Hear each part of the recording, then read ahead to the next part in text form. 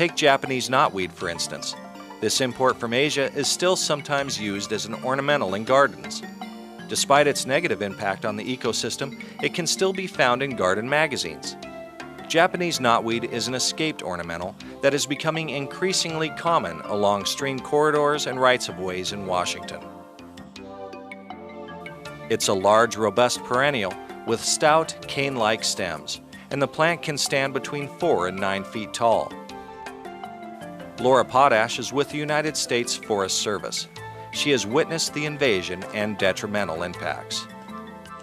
The Forest Service is really concerned about all of the noxious weeds. We're particularly concerned about Japanese knotweed because it's taking over our riparian systems, our river corridors.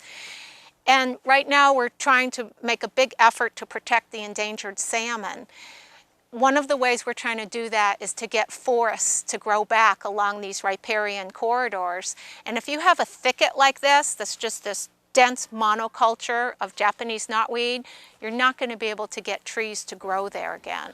When I talk about Japanese knotweed, I'm actually referring to all the invasive knotweeds. We're still learning a lot about this genus, and we have Himalayan knotweed, giant knotweed, and they hybridize. So I may say Japanese knotweed, but I'm referring to any of the invasive knotweeds. Japanese knotweed spreads really fast. That's one of the big concerns.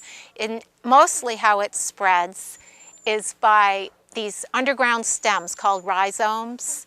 All you need is a tiny piece, just a fragment, like a half a gram of a rhizome to grow a whole new plant. We had a botanist that worked for us once who took just a tiny piece, like no bigger than your pinky fingernail, and put it in a pot with some soil. And about 2 or 3 days later, she had a big knotweed plant, just like Jack and the Beanstalk.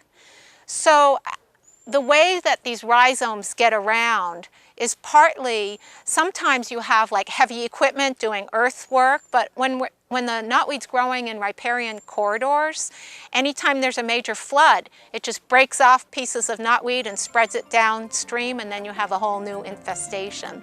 Japanese knotweed, as well as many other knotweeds, is a challenge to control. But this fight we must win.